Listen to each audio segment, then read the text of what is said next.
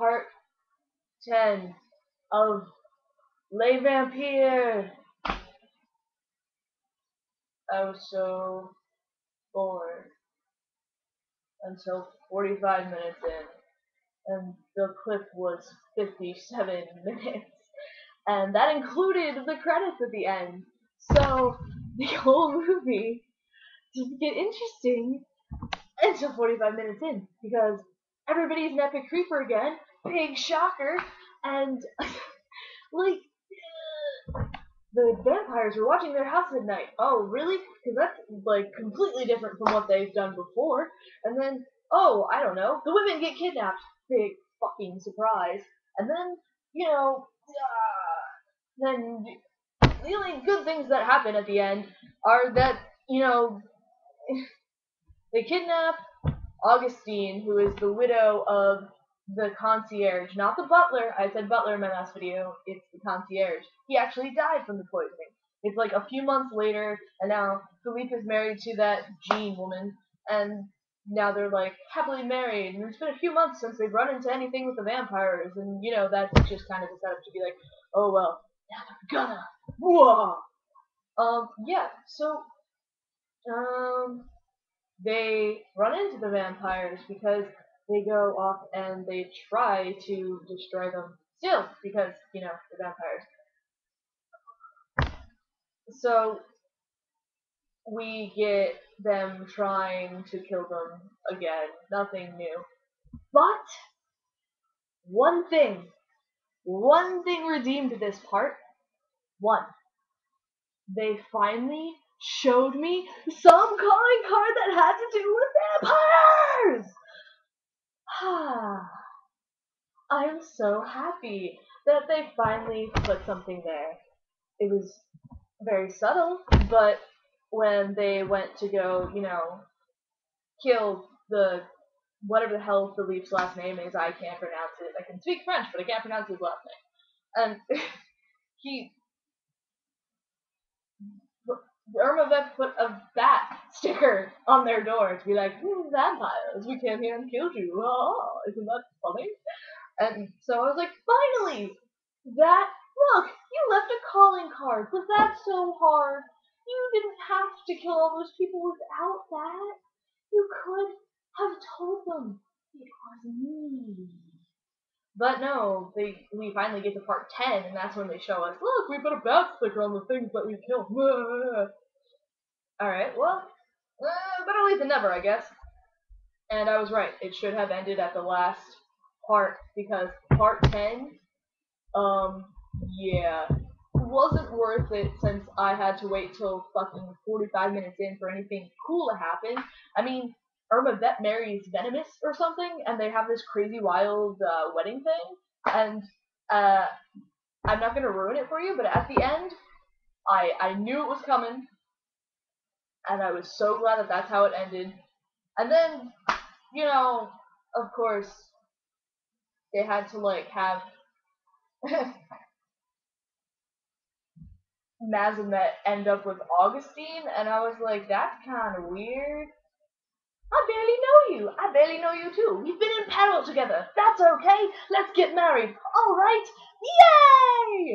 And yeah, they all live happily ever after, have 6 babies, and go die in a ditch somewhere.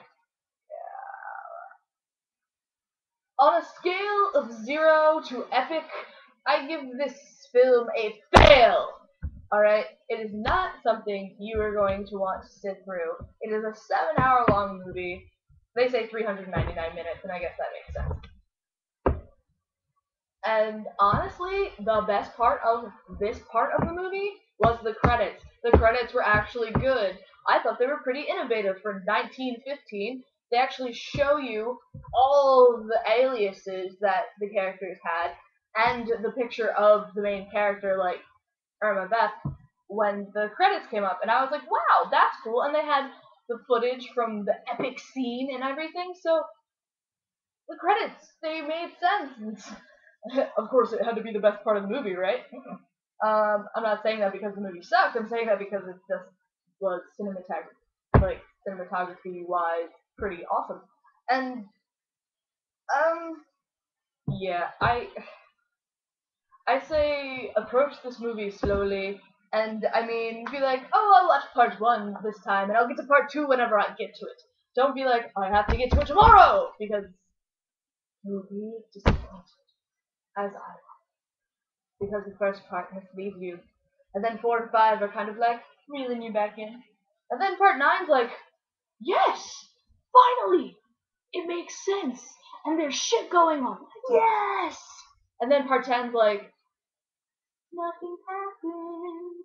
We're all okay here in our little apartment far away from the vampires, and we're all good. It's great. Oh shit! And so that is Les Vampire, and I'm done. I'm finally done reviewing a 7-hour long movie. I wish that the list had warned me it was a 7-hour movie, or I would have been better mentally prepared for this. Now I get to look forward to reviewing the next movie, number 5, from 1915 as well. And guess who it's directed by? Remember that little gem, Birth of a Nation? C.W. Griffith got on the list twice.